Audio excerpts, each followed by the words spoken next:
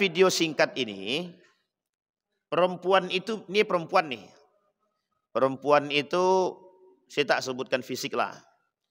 Jadi perempuan ini berbicara, dia bilang bahwa dia sudah khatam baca Al-Quran. Sudah khatam nih baca Quran.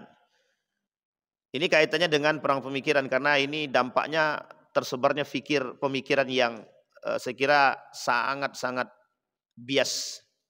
Kata beliau, kata perempuan ini, saya sudah habis baca Quran, khatam kan gitu. Khatam baca Quran. Setelah saya baca khatam Quran, sudah selesai baca Al-Quran, tidak saya temukan di dalam Al-Quran satu ayat pun yang berbicara tentang haramnya anjing. Urusan anjing haram ini menjadi sebuah topik yang tidak pernah selesai di Indonesia. Begitu ya. Saya orang beragama yang belajar agama.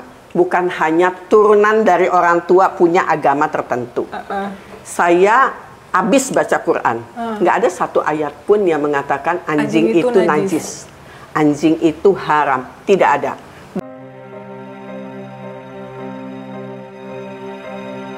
Cuma yang bisa masuk surga tanpa tinggal pilih itu orang-orang tertentu. Siapa? Nah, neraka ada 8 tingkatan. Jangan dipilih-pilih lagi kali itu. Kita tak usah milih kalau neraka. Na'udzubillah tsumma na'udzubillahi min dzalik. Di surga itu ada 7. Di antara 7 surga itu tertinggi adalah Firdaus. Nah, Nabi di situ dengan para sahabat. Dan orang-orang pejuang di situ. Mujahid-mujahid itu di situ. Orang-orang yang mati syahid itu di situ. Orang-orang yang berada dalam jihad di situ. Mudah-mudahan kita termasuk orang-orang yang mujahid. Amin ya rabbal.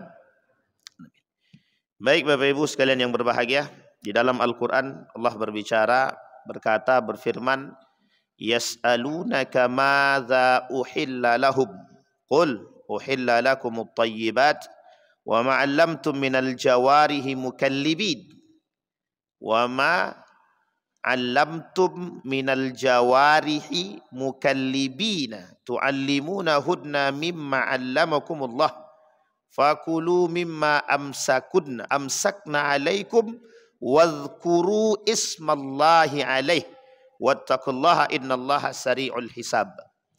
Hari ini kita coba mengkaji surat Al-Maidah ayat 4.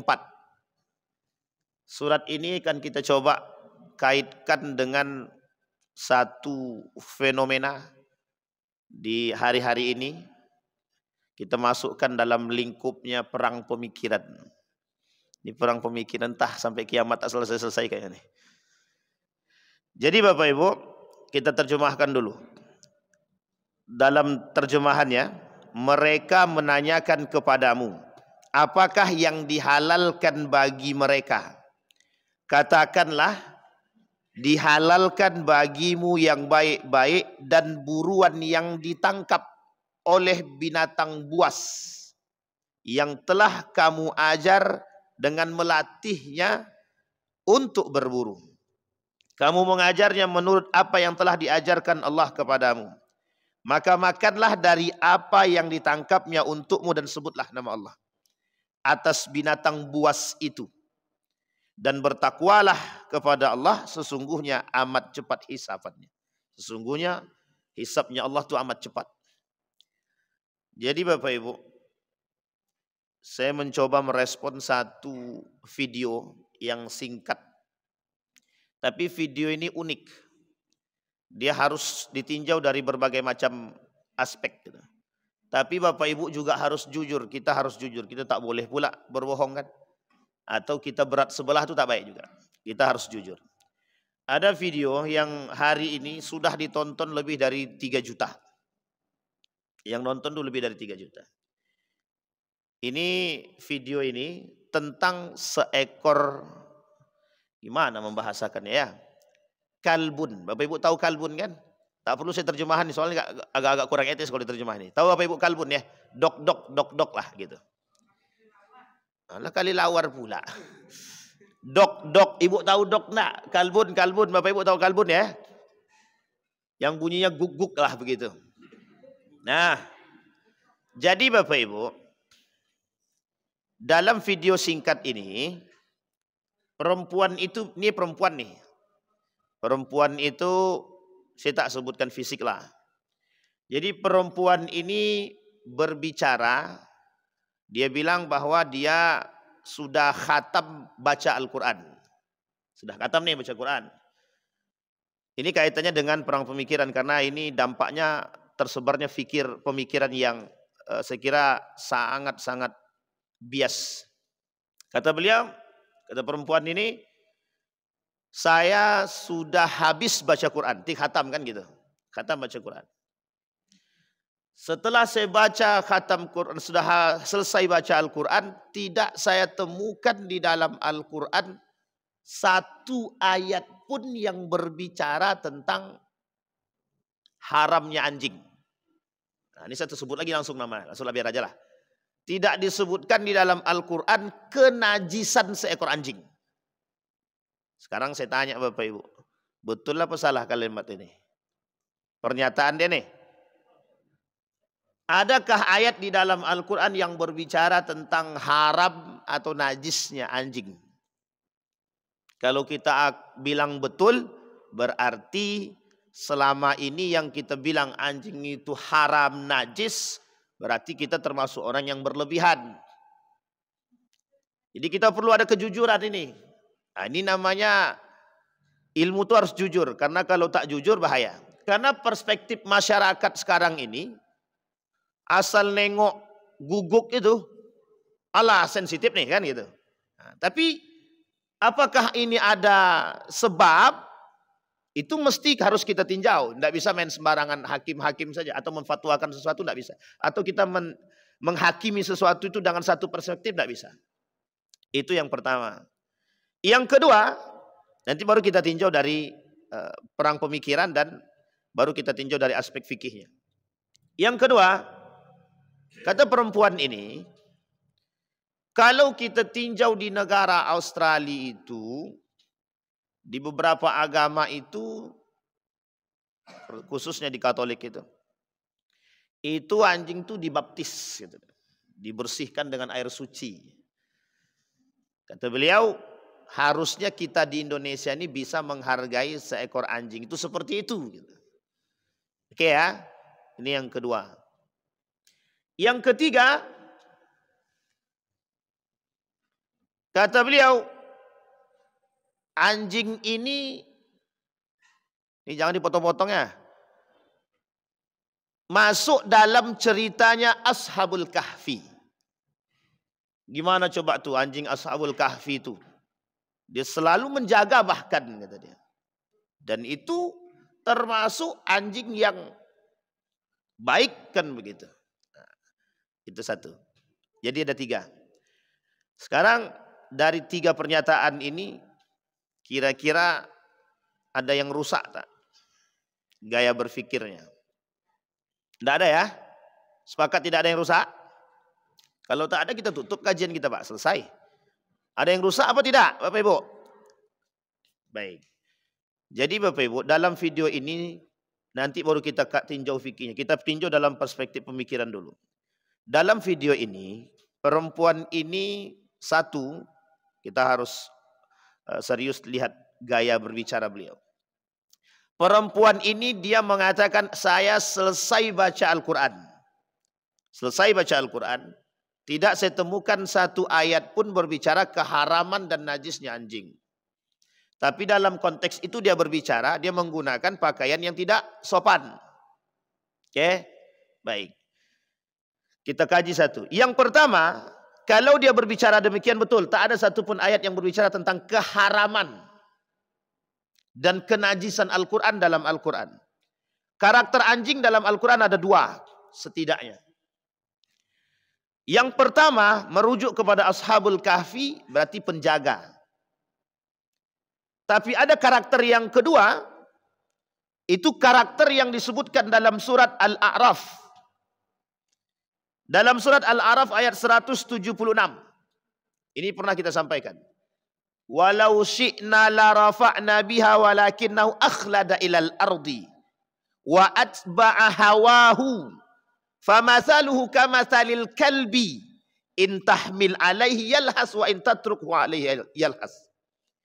Karakter kedua itu karakter penjilat. Penjilat. Jadi penjilat ini agak buruk perangainya. Jadi karakter kedua penjaga ya. Karakter pertama penjaga, karakter kedua itu Allah sebutkan sebagai karakter yang buruk. Coba bayangkan misalnya permisalan yang kedua ini itu dimisalkan kepada orang-orang yang memperjualbelikan agama. Famathaluhu kamathalil kalbi in tahmil alaihi yalhas wa in tatrukhu alaihi yalhas. Anjing itu akan terus menjulurkan lidahnya, dibagi makan apapun tak dibagi makan tetap akan menjulur lidah. Ini karakter penjilat. Baik, yang ketiga, anjing juga disebutkan sebagai karakter yang cerdas. Kita lihat dalam ayat yang tadi kita bacakan, surat Al-Maidah ayat 4. Mukallibin wa ma'allamtum minal jawarihi. Mukallibin, kalian mengajarkan seekor. Mukallibin itu diambil dari kalimatnya anjing, kalbun. Sekarang saya tanya, anjing yang dipelihara itu anjing mana? Binatang yang dipelihara itu yang biasanya digunakan untuk menjaga, untuk berburu, untuk menjaga ternak, itu mesti. Sehingga diambil oleh para sebagian kalangan mengkiaskan menjaga rumah sama kayak menjaga ternak. Jadi manusia itu ya binatang ternak juga gitu. Karena dijaga sama anjing gitu. Oke, sampai di sini bisa dipahami Bapak Ibu ya. Maka dalam hadis Nabi, dalam hadis baginda Nabi Muhammad SAW, kata Nabi, anjing itu, memelihara anjing itu tidak boleh kecuali dengan dua hal. Satu, untuk menjaga, yang maksudnya menjaga ternak dan lain sebagainya. Yang kedua, untuk berburu. Maka baru boleh. Jadi kalau yang ketiga, menjaga rumah, ini masalah nih. Masalah. Sehingga hadisnya tentang anjing ini juga perlu dikoreksi. Kita bukan dikoreksi, dipelajari maksudnya. Nah, sampai sini paham ya Bapak Ibu ya. Ini nanti alurnya fikih. Sekarang poin pertama sudah kita sampaikan. Tidak ada ayat yang berbicara tentang keharaman dan najisnya seekor anjing. Nah, sekarang kita masuk pada poin yang kedua. Pertanyaannya, perempuan ini mesti kalau dia mengaku Islam, tapi dia tak belajar hadis Nabi itu berarti. Kenapa kita kata tak belajar hadis Nabi? Dalam hadis ada tentang keharaman, bukan keharaman, kenajisan air liur daripada anjing. Sampai di sini. Air liur daripada anjing. Jadi kalau seandainya tempat makan kalian, kata Nabi, kena daripada air liurnya, inaknya kalian ini, kena liurnya, maka harus dibersihkan berapa kali? Ini dah familiar ini hadis ini. Berapa kali? 7 atau 8? Oke. Dengan apa membersihkannya Bapak Ibu? Tanah, saking najisnya, kan begitu pandangan kita. Berarti dengan tanah 7 kali gitu kan. Sampai harus bersih. Artinya dalam pandangan perempuan tadi mengkerdilkan hadis Nabi, menganggap seolah-olah Al-Quran berbicara pada tataran yang lain. Hadis ini menjadi poin yang kesekian kali. Dalam paham aliran sesat, ini namanya menolak secara halus hadis baginda Nabi Muhammad SAW. Dan ini disebut dengan ingkar sunnah. Kelompok ingkar sunnah yang hari ini banyak beredar. Itu makanya kenapa Ade Armando bilang tidak ada dalil Al-Quran secara resmi tentang kewajiban sholat 5 waktu. Tapi Al-Quran bukan hadis. Sampai sini paham ya? Padahal sumber itu kalau dalam Islam itu setidaknya ada 2 yang paling kuat. Al-Quran dan hadis. Nah, masalahnya apakah hadis Nabi ini wahyu atau perkataan Nabi? Nah, ini yang dikatakan oleh Mun'im Siri. Pertanyaannya, persoalannya, apakah hadis Nabi ini perkataan Nabi atau wahyu dari Allah? Sekarang saya tanya Bapak Ibu. Ini kalau masih juga jawabannya agak menyeleweng, berarti tak ada tak berdampak perang pemikiran kita berarti selama ini. Kira-kira perkataan Nabi ini itu perkataan Nabi atau wahyu? Nah, ada ayatnya, ini berarti berhasil berarti itu. Karena dalam Al-Quran ada wa ma yantiqu anil hawa in huwa illa wahyun yuha. Nabi tak akan ngomong kecuali wahyu. Artinya derajatnya hadis Nabi dengan Al-Quran itu hampir setara, cuma bedanya kalau Al-Quran ada ibadahnya. Kalau hadis Nabi dijalankan baru ibadah. Nah, itu perbedaannya. Maka ada disebut dengan hadis qudsi. Dalam tataran ini kita tak berbicara tentang persoalan hadis qudsinya. Tapi kita berbicara bagaimana manusia hari ini mencoba mereduksi, bukan mereduksi ya, atau diskriminasi terhadap hadis Nabi. Tapi seolah-olah Al-Quran menjadi poin tunggal. Gitu. Jadi seolah-olah wahyu Allah itu adalah Al-Quran saja. Hadis tak masuk. Jadi berbicara persoalan Al-Quran. Inilah gaya yang disebut dengan mentafsirkan Al-Quran secara ada dua. Satu dengan nafsu, dua dengan kontekstualisasi. Kontekstualisasi ini ada dua. Diterjemahkan atau ditafsirkan dengan ilmu atau dengan hawa nafsu juga. Nah, ini yang terjadi sekarang. Karena karena perempuan ini memelihara seekor anjing, dia tak mau ada perspektif tentang anjing ini berlebihan. Sehingga dia kata bahwa tidak ada dalil Al-Quran yang berbicara tentang. Nah, kalau dikaji tentang itu memang tidak ada. Bahkan dalam Al-Quran itu tentang anjing. Itu dalam karakter ini itu sangat dipuji. Cerdas. Bapak Ibu cari binatang yang paling cerdas yang digunakan untuk. Yang selalu dibawa. Untuk menginteli orang. Itu anjing Pak. Mencium bom aja anjing tuh, bayangkan tuh. Untuk cium bom anjing gitu. Coba bayangkan. Ini unik, cerita ini unik. Seorang ulama Syam itu keluar dari rumah pakai jubah deh. Jadi ketika pakai jubah keluar tiba-tiba anjing menjilat gitu, menjilat bajunya. Ketika menjilat bajunya diambil sama ulama tadi secara agak keras begitu. Kemudian ternyata anjing ini berbicara. Kata anjing tadi, apakah engkau mengira dirimu lebih baik, lebih mulia daripada diriku? Kata dia. Balik ulama tadi, balik ke rumah, aku tak lebih baik daripada binatang. Kata dia. Tapi itu permisalannya anjing gitu. Coba perempuan yang masuk yang dinyatakan masuk surga hanya karena memberi makan seekor. Pertanyaannya kenapa nggak di situ seekor babi, seekor binatang yang lain gitu? Kenapa anjing yang dipermisalkan kan gitu? Tapi ini karena kasus ya. Gitu. Sehingga poin ini. Nah kita tidak pandang itunya, tapi yang kita pandang bagaimana cara dia mendiskreditkan hadis Nabi. Dan ini Bapak Ibu itu yang sekarang terjadi. Gitu. Jadi seolah-olah kan Al-Quran tak ada berbicara. Kan Al-Quran tak ada berbicara. Kalau Al-Quran tidak berbicara, berarti semua yang tidak dibicarakan oleh Al-Quran halal. Berarti tandanya orang jual beli online pun halal, game online pun halal. Judi online pun halal karena tak ada dalam Al-Quran. Kecuali dikiaskan kepada makna gitu. Kalau dikiaskan pada makna baru ada. Apakah disebutkan dalam Al-Quran itu maisir online gitu. Tidak ada. Kecuali kalau Allah bilang dalam Al-Quran maisir online berarti jual beli judi online haram. Berarti kalau cuma bilang maisir saja berarti judi saja yang haram. Judi secara nyata gitu. Kalau judi online berarti tak haram. Itu kalau kita memahami bahwa apa yang dipahamkan itu sebatas ini yang disebut dengan makna tekstuali. Jadi kalau kita memahami tekstualitas ini masalah juga. Nah tafsir yang dilakukan seperti ini itu biasanya digunakan oleh kaum-kaum orientalis. Dengan menyamakan Al-Quran dengan Injil. Karena dulu ada namanya metode tafsir Al-Quran namanya hermeneutik. Metode mentafsirkan Injil itu namanya hermeneutik. Nah oleh kaum orientalis, kenapa tidak Al-Quran ini diterjemahkan atau ditafsirkan melalui metode ini? Apa maksudnya metode hermeneutik ini? Kontekstualisasi. Bagaimana Al-Quran harus menyesuaikan zaman. Contohnya begini. Sekarang ini kan zamannya zaman narkoba gitu.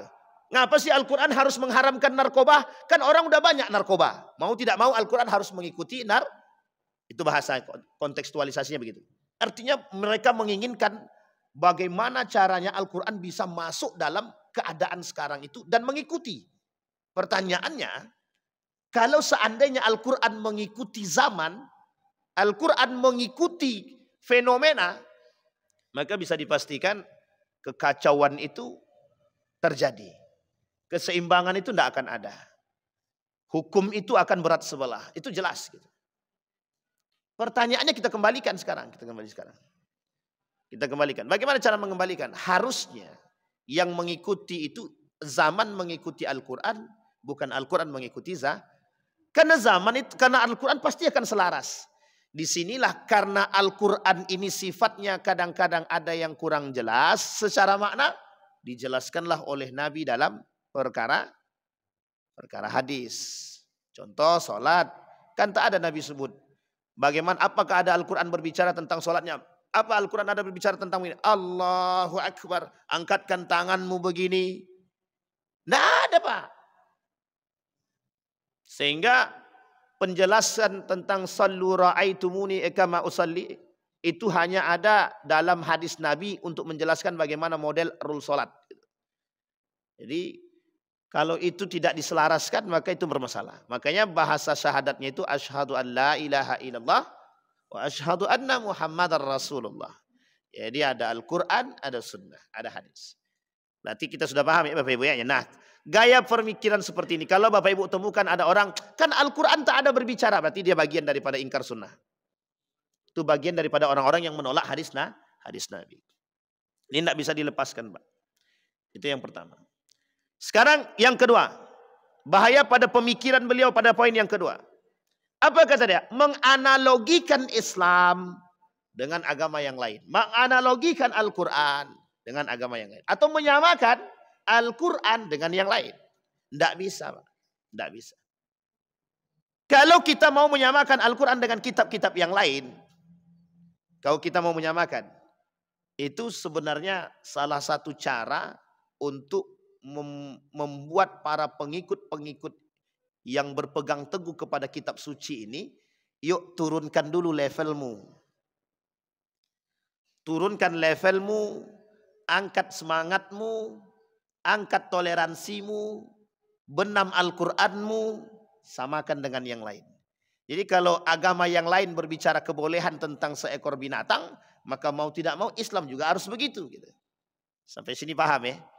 Jadi cara mereka membenturkan satu persoalan itu dengan membandingkan satu kitab dengan kitab yang lain. Nah uniknya Bapak Ibu, ini kalau Bapak Ibu saya kira mungkin agak aman lah sedikit gitu. Masalahnya ketika berbicara ini kan sama-sama kitab suci. Lah kok Al-Quran berbicara lain, kok ini berbicara lain? Kok ini lebih toleransi daripada Al-Quran, lebih toleran daripada Al-Quran gitu. Sehingga gaya berpikir anak muda yang terreduksi oleh liberalisme ini dia akan ke Al-Quran atau ke sini. Dia akan pindah ke samping, Pak. Kenapa pindah ke samping? Lebih longgar. Sehingga dikata Al-Quran ini sangat ekstrim. Nah, ini bahasanya Pak. Makanya kenapa bahasa jihad itu dipahami oleh orang-orang yang memang, mohon maaf ya, memang otaknya kurang agak serius, sehat gitu. Itu bahasa Al-Quran itu tentang jihad itu dah ekstrim kata mereka. Sehingga jangan pahami jihad itu dalam paham Al-Quran. Kalau dipahami jihad itu dalam paham Al-Quran itu ekstrim banget gitu. Sehingga cara mereka mematahkan Al-Quran itu bukan dengan cara mengkaji ayatnya, tapi bagaimana melihat keadaan disesuaikan. Ternyata Al-Quran bertolak belakang. Sehingga di sini menjadi masalah Pak. Nah, ini persoalan tafsir Al-Quran. Jadi menganalogikan Al-Quran dengan hal-hal yang itu tidak bisa Pak. Tidak bisa. Karena Al-Quran ini kitab sucinya umat Islam. Dan itu seharusnya menjadi pegangan umat Islam.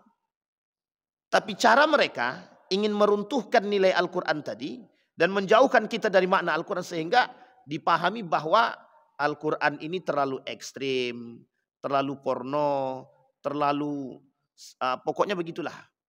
Kita ambil contoh yang sederhana. Dalam Al-Quran dikatakan bahwa Nabi Muhammad itu buta, umyun. Umyun ya. Sekarang pertanyaannya, lah kok ada manusia yang mau ngambil ilmu dari orang buta? Kok ada orang mau mengambil ilmu dari orang buta? Ini kalau kita berbicara persoalan ini selesai Pak. Allah Rabbi. Assalamualaikum warahmatullahi wabarakatuh. Jadi kalau kita berbicara pada tataran persoalan seperti ini, tidak bisa. Ini masalah bagi kita. Jadi kayak Nabi. Nabi itu buta. Ada seorang perempuan keluar daripada Islam. Dia mengaku bahwa aku ini sudah khatam belajar Al-Quran. Tapi baca Qurannya belepotan gitu kan. Tapi dia ngaku udah paham Al-Quran gitu. Sehingga dia kata bahwa ngapain kita mengikut manusia yang bodoh kata dia. Nah, jadi pahamnya mereka bahwa sesuatu di dalam Al-Quran itu terkadang kontradiktif dengan keadaan gitu. Terlalu bertolak belakang dengan keadaan. Sehingga ketika bertolak belakang dengan keadaan, tafsir yang tepat itu harus disesuaikan dengan keadaan. Nah, ini yang jadi masalah kita sekarang. Jadi kalau dah ini menjadi masalah bagi kita sekarang. Uniknya pengikutnya adalah orang-orang Muslim sendiri. Gitu. Nah, ini orang-orang Muslim yang terpedaya dengan gaya berpikir seperti ini, itu yang disebut dengan munafik itu. Buat Muslim yang munafik. Baik, itu yang kedua. Sekarang yang ketiga. Yang ketiga, Bapak Ibu sekalian yang berbahagia. Di dalam pahamnya umat Islam bahwa anjing itu kan najis ya. Najis dalam arti kata pada aspek air liurnya, meskipun sebagian ulama itu debatable. Terjadi perdebatan. Nanti kita lihat tinjau setelah ini dalam fikihnya gitu. Bapak Ibu sekalian yang berbahagia, kita tidak sedang berbicara tentang aspek fikihnya sekarang. Begini, ketika dia mengatakan bahwa anjing itu tidak lagi najis ataupun haram, maka mau tidak mau kita harus merubah pola pikir kita secara pelan-pelan untuk menerima binatang yang satu ini. Sehingga kalau seandainya banyak yang memelihara itu menurut mereka lebih baik. Menurut mereka lebih baik. Sekarang kalau mau ya silahkan, kalau enggak. Nabi bilang begini dalam hadisnya. Kalau ada di rumah itu anjing, kata Nabi, malaikat tak akan masuk ke dalam rumah itu. Kan begitu. Malaikat tidak akan masuk ke rumah seseorang yang di dalamnya la tadkhulul malaika kana fihi kalbun. Ada binatang itu di situ. Pertanyaannya, mengapa malaikat tidak mau? Apa mungkin malaikat itu bertolak belakang dengan Allah? Sementara dalam Al-Quran Allah bilang anjing ini terlatih, hewan yang bisa dilatih. Kalau dipahami bahwa anjing ini baik dan terlatih, kenapa malaikat harus takut bertemu dengan anjing? Ini paham logika ya Bapak Ibu ya. Beginilah gaya berpikir mereka. Sampai sini paham? Sehingga bagi mereka, ya ngapain paham itu? Kita lebih ikut yang ini dulu lah. La tadkhulul malaika fi baitin. Malaikat tidak akan masuk ke dalam rumah seseorang. Itu hadis. Sementara Al-Quran berbicara binatang ini, anjing ini binatang yang baik. Pertanyaannya, kalau disuruh pilih mana? Pilih Al-Quran atau pilih hadis? Sekarang kita dibenturkan dengan begitu. Sekarang pertanyaannya Bapak Ibu pilih mana? Mesti pilih Al-Quran. Tidak mungkin pilih hadis, kan begitu bahasanya. Salah gaya berpikir kita seharusnya gitu. Paham ya Bapak Ibu ya? Jadi Bapak Ibu sekalian yang berbahagia, ini gaya mereka untuk merusak kita tuh begitu. Nah, jadi yang kita tinjau dalam aspek bagaimana cara mereka merusak. Nah yang terakhir yang keempat Pak. Kalau memang khatam baca Al-Quran, ingat ya Bapak Ibu, pahamin baik-baik. Membaca Al-Quran, menerjemahkan Al-Quran berbeda dengan paham tafsir Al-Quran. Jauh sekali bedanya Pak. Ini Gus Baha baru-baru ini diminta untuk datang ke Kementerian Agama. Disampaikan sama beliau berapa banyak terjemahan ayat Al-Quran yang tak sesuai dengan yang sesungguhnya. Kata Gus Baha sampaikan. Sebentar ya Bapak Ibu nih. Jadi kata Gus Baha berapa banyak ayat-ayat Al-Quran itu yang terjemahannya tidak sesuai dengan makna yang sesungguhnya.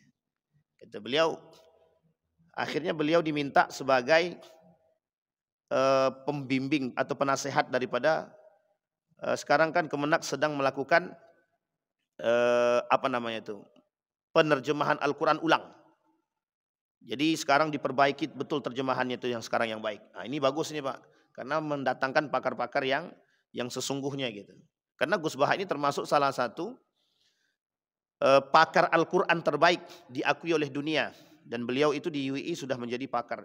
Di bawah beliau itu, yang bersama dengan beliau itu Quraisy Shihab. Dan itu juga pakar-pakar semua Pak di situ. Artinya diakui. Meskipun lulusan pesantren ya. Tapi diakui. Nah yang kita maksud adalah perbedaan antara menerjemahkan Al-Quran dengan mentafsirkan Al-Quran itu jauh banget Pak. Jauh banget. Mentafsirkan Al-Quran perlu ilmu. Harus ada bahasa Arabnya. Harus paham Al-Quran. Kalau bisa hafal Al-Quran deh. Harus paham hadisnya Pak. Harus paham ilmunya Pak. Ada balaghahnya. Ini penting bahasanya di situ. Dalam Al-Quran itu Pak. Ada kalimat-kalimat yang Bapak Ibu tidak bisa pahami. Kita ambil contoh alif lam mim. Sepakat semua ulama cuma memahami satu makna. Apa itu? Wallahu a'lam bissawab. Dah selesai itu Pak. Itu sebenarnya cari aman. Daripada manusia ini nggak ngelantur berfikirnya. Dibuatlah alif lam mim itu wallahu a'lam bissawab. Itu kalau dikaji lebih detail bahaya Pak. Sampai sini Pak. Sehingga butuh ilmu-ilmu yang serius. Gitu. Sampai ada namanya kaidah tafsir. Nah menterjemahkan itu cuma terjemahkan Pak. Kalau cuma sekedar menterjemahkan kalimatnya. Anjing itu lebih baik daripada binatang yang lain. Selesai Pak. Itu kalimatnya gitu. Wa ma'allamtu minal jawarhi mukallibin. Tidak ada binatang yang paling baik selain daripada anjing yang terlatih. Yang mudah dilatih itu binatang yang paling mudah dilatih untuk menjaga, untuk berburu itu cuma satu Pak, binatang anjing. Selain daripada itu tak ada. Tapi kan kalau kita paham tekstualnya begitu. Pertanyaannya apakah ada ayat yang lain yang berbicara tentang anjing? Baik dari sisi kebaikan dan keburukan. Gitu. Singkat itu yang kita maksud. Maksud saya adalah bagaimana cara mereka mengangkat maksud daripada terjemah tapi mengenyampingkan tafsir. Gitu. Sampai sini paham ya? Ini gaya. Maka Bapak Ibu, yang saya ingin katakan kepada kita semua, hati-hati dengan model seperti ini. Tidak ada di dalam Al-Quran itu keharaman narkoba. Ada keharaman narkoba. Innallaha harrama narkuba. Tidak ada. Tanya sama Bang Endar nih. Tidak ada. Dalam Al-Quran itu tidak ada. Persoalannya kan kalau seandainya kita mencari bahasa narkobanya dalam Al-Quran, ya nggak akan ketemu Pak. Ada bahasa ganja di situ? Tak ada Pak. Kan yang diambil apa? Masalahnya Pak, apa masalahnya? Memabukkan. Hilang akal Pak. Hilang akal. Itu yang kemudian menjadi ilat gitu. Sehingga hadis Nabi datang untuk mensyarah itu. Hadis Nabi datang untuk menjelaskan itu. Nah ini sampai di sini bisa dipahami Bapak Ibu. Nah sekarang kita bahas aspek fikihnya Bapak Ibu.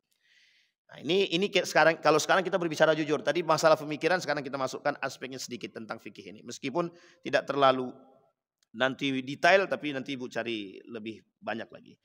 Yang pertama Bapak Ibu sekalian yang berbahagia. Ini kita harus jujur sekarang. Persoalan anjing itu haram atau najis. Haram atau najis.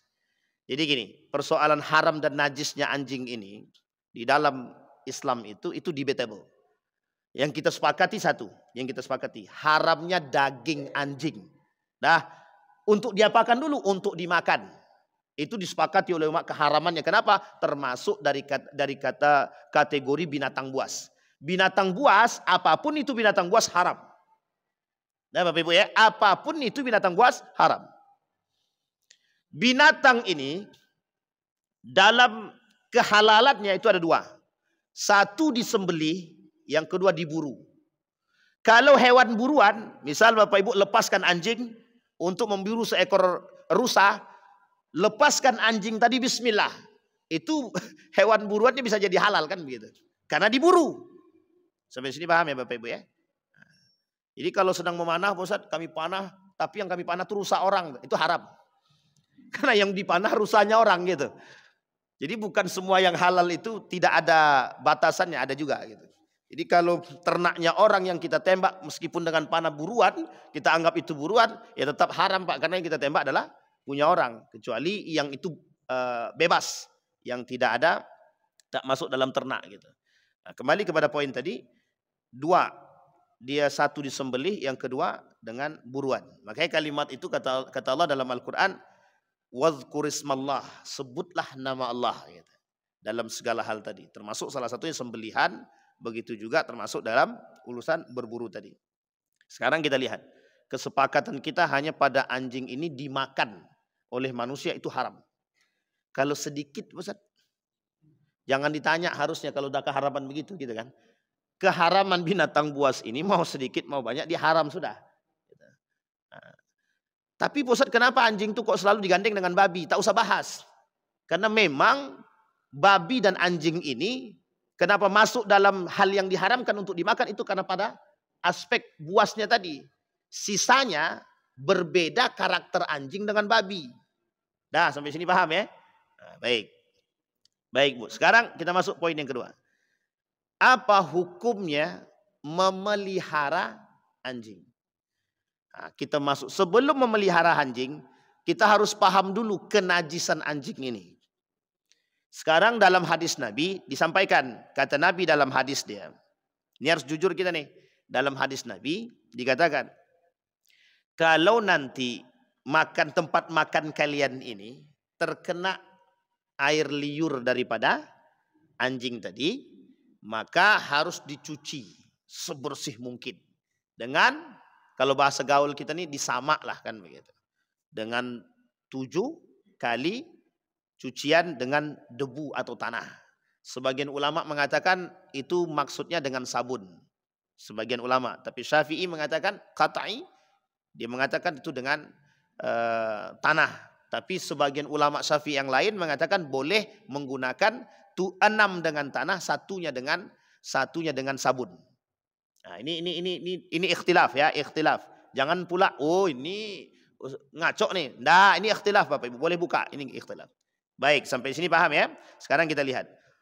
Siapa ulama yang mengatakan anjing ini najis? Mazhab Syafi'i mengatakan anjing ini najis mulai dari bulunya, mulai dari semua yang ada masuk dalam anjing ini najis. Sampai sini paham?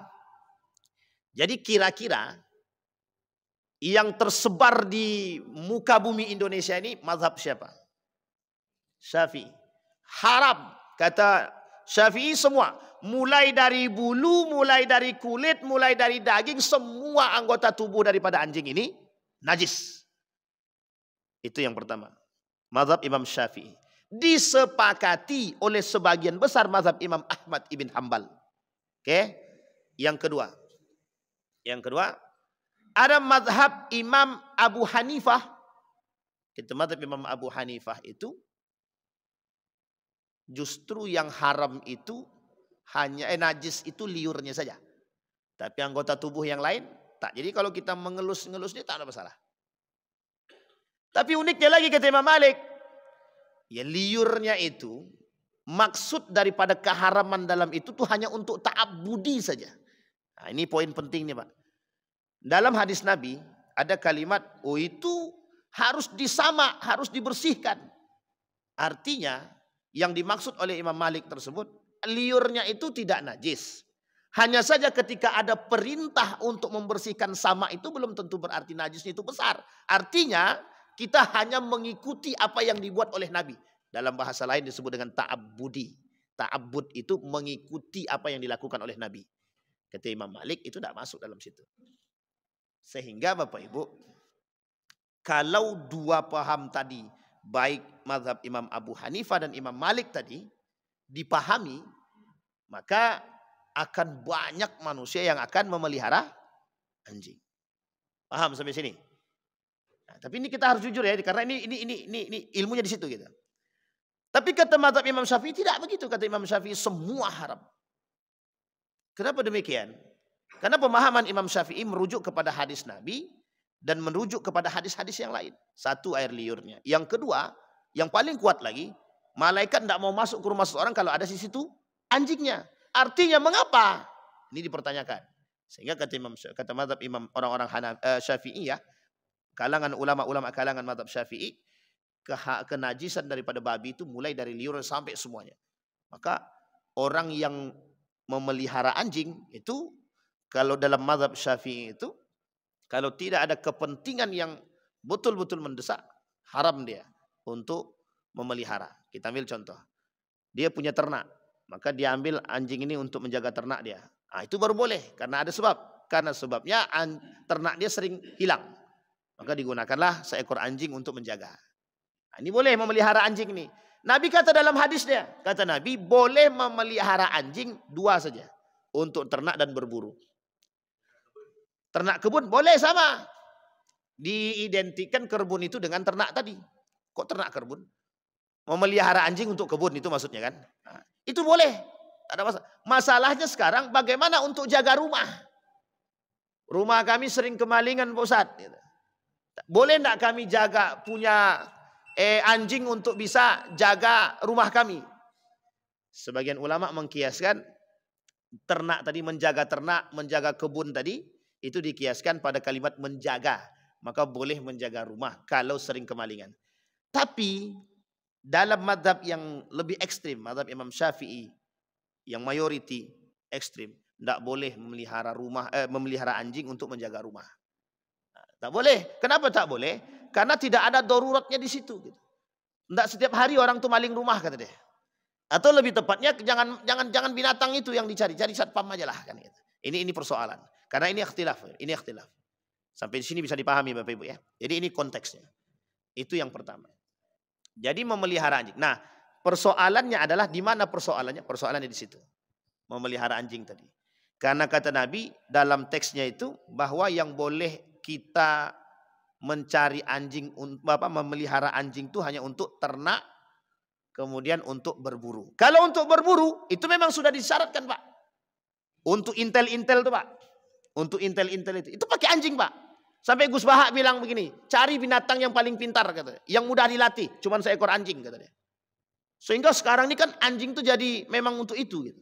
Untuk mencari narkoba di mana disembunyikan pakai instingnya anjing. Cuma kalau hilang emas saya tidak tahu pakai apa. Nah, ini poin penting ya. Jadi jangan sampai salah paham kita. Baik. Itu yang persoalan kenajisan anjing. Sudah dipahami kesepakatan ikhtilafnya ya. Bapak Ibu, kalau saya pribadi ditanya, Ustadz ikut mana? Saya ikut mazhab Syafi'i. Kenapa saya ikut mazhab Syafi'i? Karena proses ini Bapak Ibu, keharaman anjing itu baik dari liur dia, kita lebih kepada was-was. Tahu Bapak Ibu was-was? Keberhati-hatian. Iya kalau maksudnya itu seperti yang kita pahami, aman. Tapi kalau bertolak belakang, ini masalah Pak. Nah, maka setiap ulama itu mesti ada punya sikap. Setiap ulama itu pasti punya sikap dia. Maka mazhab Syafi'i kenapa dia berani mengatakan dari awal, dari air liur sampai bulunya dinajiskan oleh mazhab Syafi'i. Karena ada yang disebut dengan was-was, keberhati-hatian. Itulah yang hari ini dipakai oleh mazhab Indonesia seharusnya. Sampai sini paham ya Bapak Ibu ya. Nah apa yang disampaikan oleh perempuan tadi dalam videonya dia, itu sebenarnya sedang menggugurkan paham itu gitu. Sedang menggugurkan paham itu. Sampai sini paham ya. Jadi maksudnya apa? Sebenarnya maksudnya ada sisi baiknya, ada sisi buruknya. Tapi saya melihat lebih pada sisi buruknya. Sehingga ketika ada orang yang menganggap anjing ini adalah bagian daripada satu yang menjijikkan, kata perempuan tadi. Ya anjing itu tidak menjijikkan. Gitu. Sampai sini paham ya Bapak Ibu. Sehingga pola pikir masyarakat itu terubah dengan mengatakan sesungguhnya anjing itu tidak najis. Karena tidak ada ayat Al-Quran yang berbicara tentang kenajisan anjing. Itu yang pertama. Yang kedua Bapak Ibu. Apa hukum membunuh anjing? Apa hukum membunuh anjing dan menganiaya anjing? Disepakati Pak oleh para ulama. Kalau dia tak mengganggu kita, maka hukumnya haram Pak. Menganiaya, membunuh anjing itu haram. Kalau kita tidak dianiaya. Kecuali kalau dia mengejar Bapak Ibu. Nah ini ada namanya anjing apa namanya itu? Anjing gilo.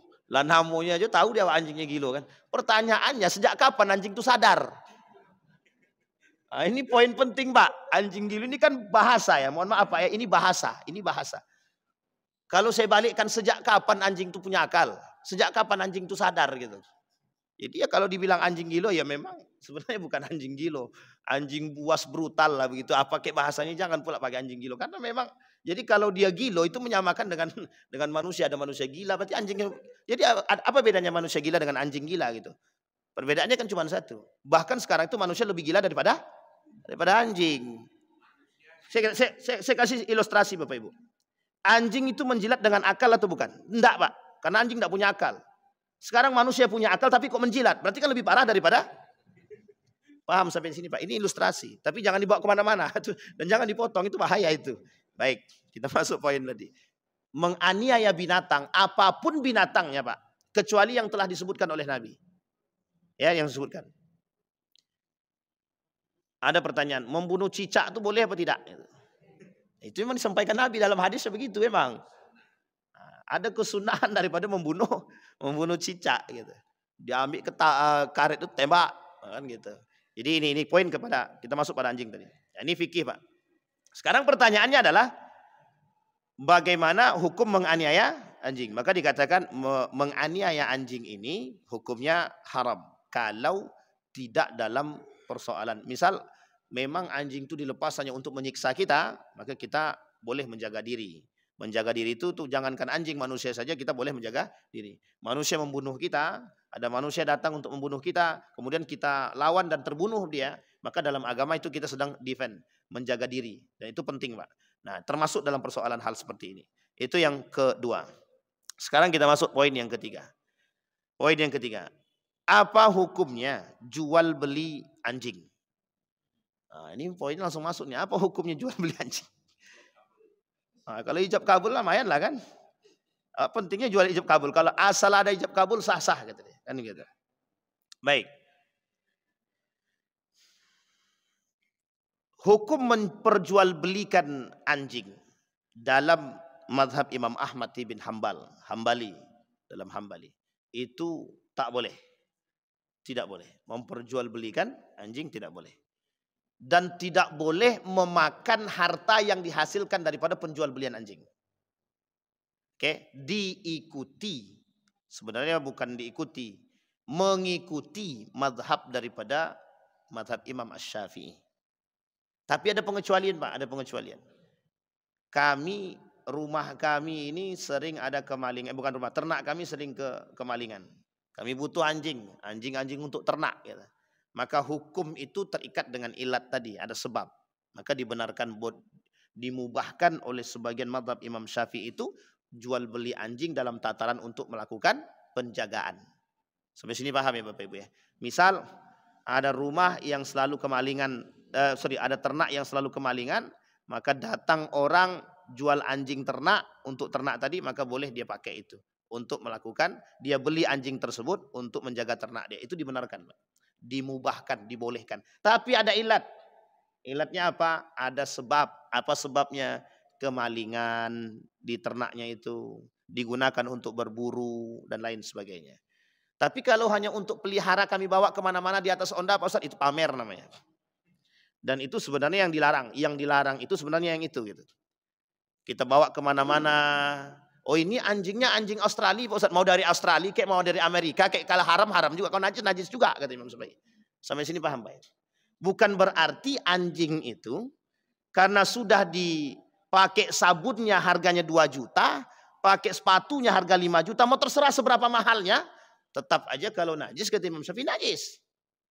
Yang dimaksudkan oleh Imam Syafi'i kenajisan itu mulai dari air liur sampai semuanya Pak, tanpa harus dicuci. Sekalipun dicuci tetap aja najis. Tapi orang-orang yang bawa anjing itu bagaimana Pak Ustadz? Itu mungkin dia mazhabnya agak lain sedikit. Iya, agak lain sedikit mazhabnya. Ya mungkin, entah ke seberapa kita nggak tahu juga lah. Jadi sampai di sini paham ya Pak Ibu. Kata para ulama, merujuk kepada paham tadi. Kenapa saya ambil paham itu Bapak Ibu? Karena begini. Kata mazhab Imam Syafi'i dan mazhab Imam Ahmad bin Hambal, keberhati-hatian menjaga diri kita nih, itu penting Pak. Terkhusus begini, mohon maaf. Kita, Bapak Ibu ya, itu kan ibadah kita 5 kali dalam, ibadah wajibnya 5 kali dalam sehari. Nah, dikhawatirkan kenajisan itu tersentuh pada pakaian. Nah, sekarang Bapak Ibu ketika ditanya, kalau seandainya tangan Bapak Ibu kena air liurnya anjing misalkan. Nah ini kira-kira gimana? Harus wudhu lagi atau mandi lagi atau bagaimana? Tergantung cara paham tadi. Maka kita tak menyalahkan siapapun yang berpegang pada paham-paham terkait mazhab tadi. Tapi kalau dalam mazhab Syafi'i, sesuaikan dengan seperti yang tadi. Maka dia harus disama, kemudian harus berwudhu lagi. Tapi dalam mazhab yang lain, yang tengah-tengah, Itu yang tengah-tengah. Kalau dia tidak berpahamkan bahwa air liur anjing itu tidak najis, ya cukup dia sekedar ta'abbudi saja. Ya tidak perlu wudu ulang.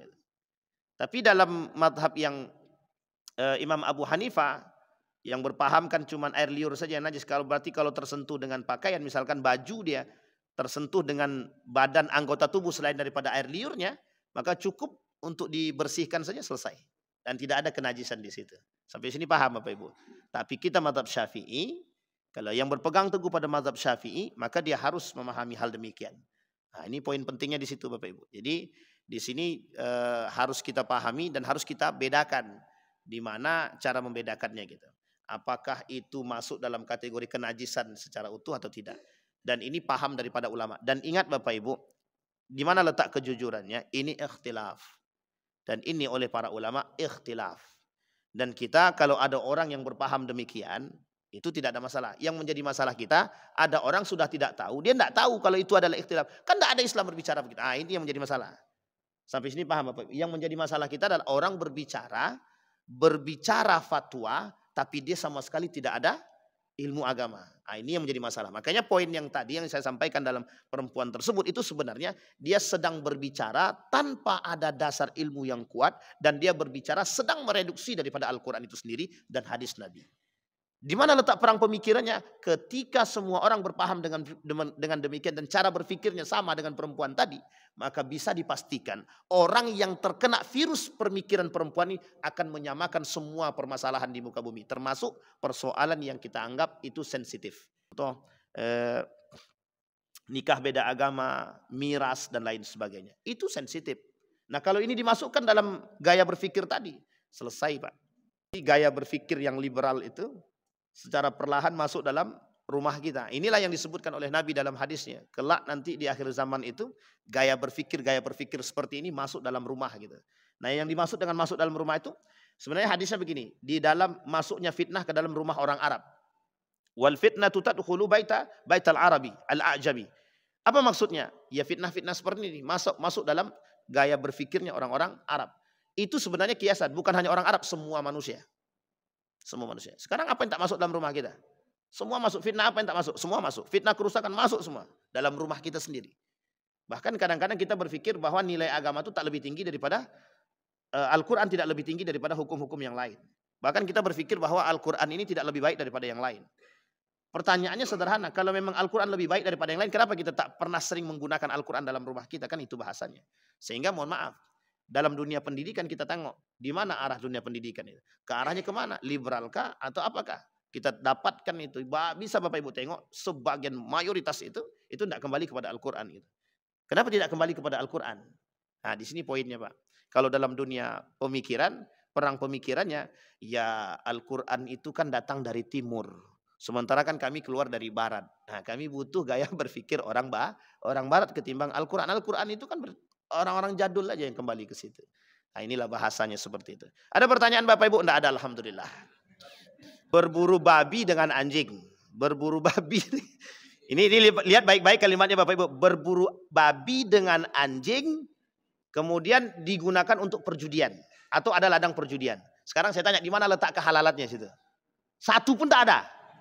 Sudah yang diburunya adalah babi, dah jelas keharamannya, berjudi pula lagi. Kalau ini menjadi sebuah kebiasaan, ini pemerintah penting. Ya, campur tangan pemerintah penting. Dan majelis ulama, ini kan sebenarnya sudah jelas. Keharamannya mutlak nih jelas nih Pak. Judinya jelas haram. Babinya pula yang dicari haram. Oleh mazhab Syafi'i dengan anjing pun. Kalau berburu dengan anjing digunakan untuk berburu masih penting Pak. Masih ada kebolehan dalam agama.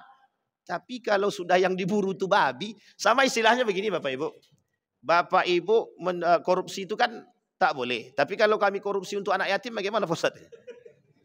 Itu bahasa sebenarnya begitu. Tapi kan itu dua wajah yang berbeda lah ya. Tapi artinya kalau itu sudah bisa disepakati oleh para ulama, saya yakin betul itu pahamnya para ulama sudah paham itu jelas. Karena keharaman babi jelas, keharaman daripada judi juga jelas gitu. Artinya ya jangan digunakan anjing untuk berburu itu. Kalau kita sekarang jual beli itu halal apa haram? Jual beli halal apa haram? Wa ahallallahu al-bai' wa harrama riba. Yang Allah haramkan itu ribanya, jual belinya halal. Sekarang pertanyaan jual beli miras bagaimana?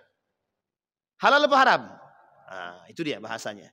Maka apapun yang dihasilkan dari sesuatu yang haram dan kita makan menjadi haram. Aman ya Bapak Ibu ya? Kan kalau di sini kan tidak ada yang memelihara anjing kan? Ada yang memelihara anjing Bapak Ibu? Apa tuh?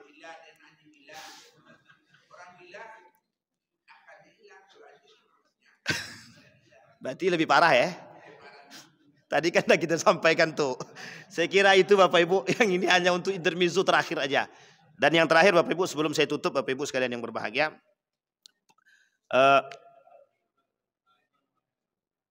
Tadi mau tutup tadi dah. Salam warahmatullahi. Hah? Kitab ada 4. Injil, Al-Quran, Zabur, Taurat.